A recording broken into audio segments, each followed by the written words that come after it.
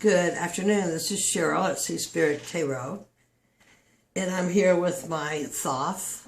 Oh man, I didn't want to do it. But I've been in the cards all morning. I just would like to make a video of everything I do, actually. And this is what my guides have pounded me to do, and I'm doing it. And it's getting better. It's all getting better on the inside of me. So anyway, yesterday we left off. I had started with the Emperor and kind of badmouthed the Emperor, but that's how that goes. And then I got the Lord of Abundance, the Three of Cups. And then the last card I got yesterday was the Ace of Cups, which represents the element of water in its most secret and original form. The female complement to the Ace of Wands, derived from the Yoni and the Moon. Well, today my first card was, again, the Emperor. I have a little, every time I do these, they come different to me, right?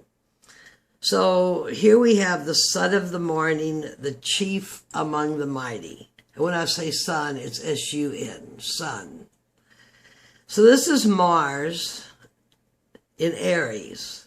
What's what it is, it's basically the behavior of Aries, the archetype of Aries, with Mars, with the sun exalted, which gives Mars a lot of fuel. I mean, it's a very sun golden, solid, expansive card.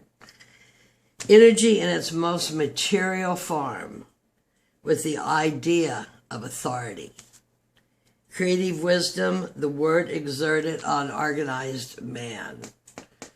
He reminds me so much of the Hierophant, because even if you look, I know the Hierophant as far as in his crown, he looks like that. But he's got the rams, he's got the orb of his kingdom. I don't know what these little stars are here and here.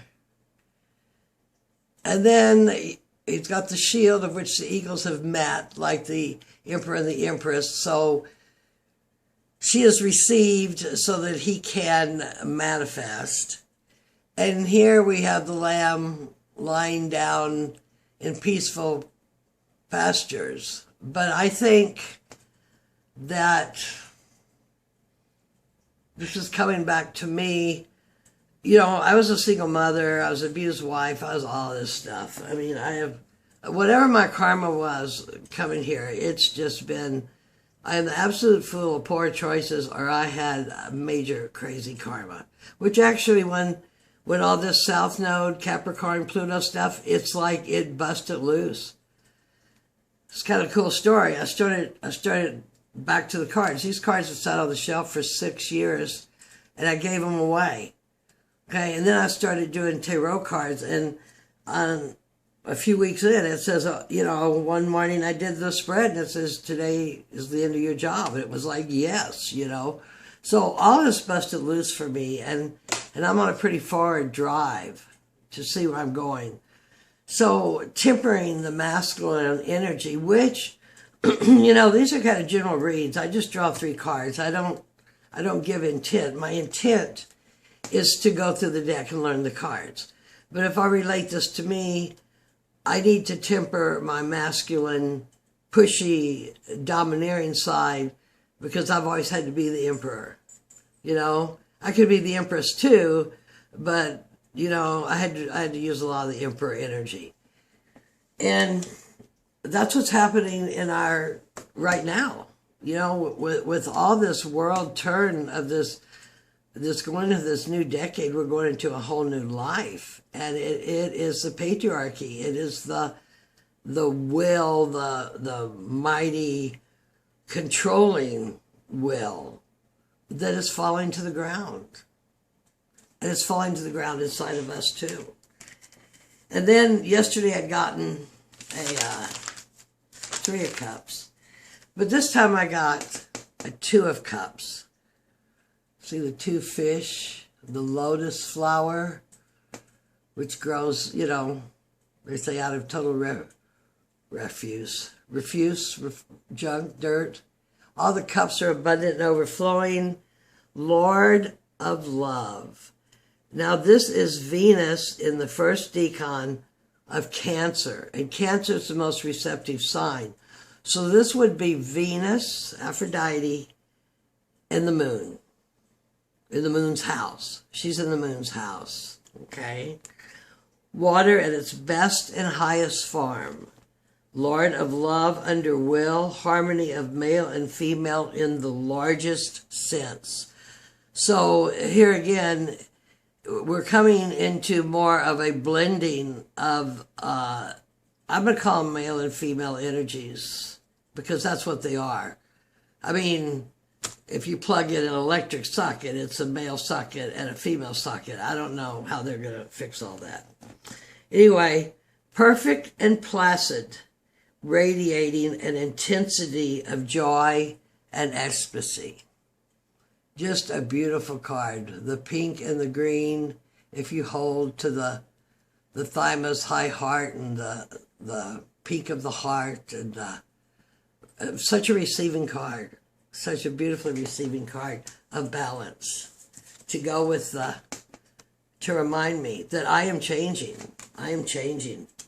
I think my South Node got released, my Virgo South Node. I think I had to go through like 400 Nazi concentration camps or something.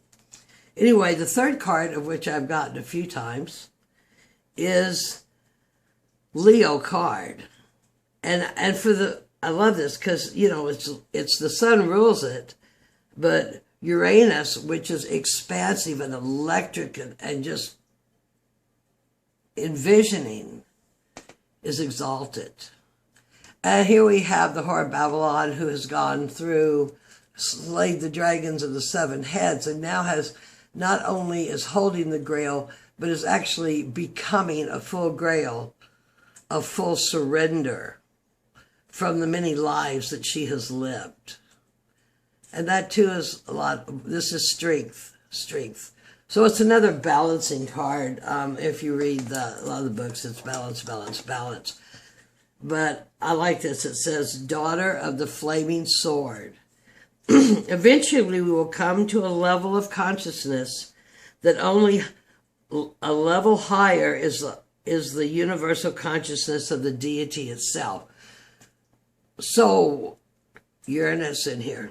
So we are coming to a level of consciousness of so high that there's no place else going to be to go but to the consciousness of the deity. Deity looks. Deity looks for the moment that her children return. So this is like, to me, a card of such unconditional love. You know, such unconditional love. We will all someday lust for this moment. It's a reassertion of all evolving life and consciousness. One of the schools have followed for 23 years, you know. We left the king and queen when we came through the wall of fire. Yes, it's all metaphor. You know, there's 100 metaphor stories. And we're looking for our way home. But this shows right here, it is all within us. It is all within us. And as we change, so the outer world changes so that we can change more. I am really enjoying this Crowley deck. It's interesting that it sat on my shelf for 6 years. And I had it blocked. I had everything blocked. You know, I mean, previous to the last 5 or 6, I don't know, I'd say the last 20, I have been just totally hermit alone, just alone. So, the card and these cards tell a story. I like knowing why the Golden Dawn did that with them. You know, what his story, Thoth, because I follow Thoth there. I have had this picture hanging 20 years. This is always an aspect of me. I thought of it as a healer. It is a white shell woman. She is an empress, a creator, gave him corn, gave them water, gave them life, gave them gifts, shells became corn, food-bearing plants and flowers. All things around me are restored in beauty.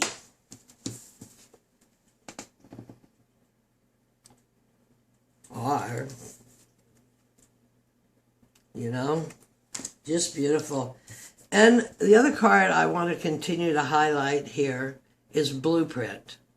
Whether you call it your Akasha Records, whether you call it your soul contract, your blueprint, you had a blueprint.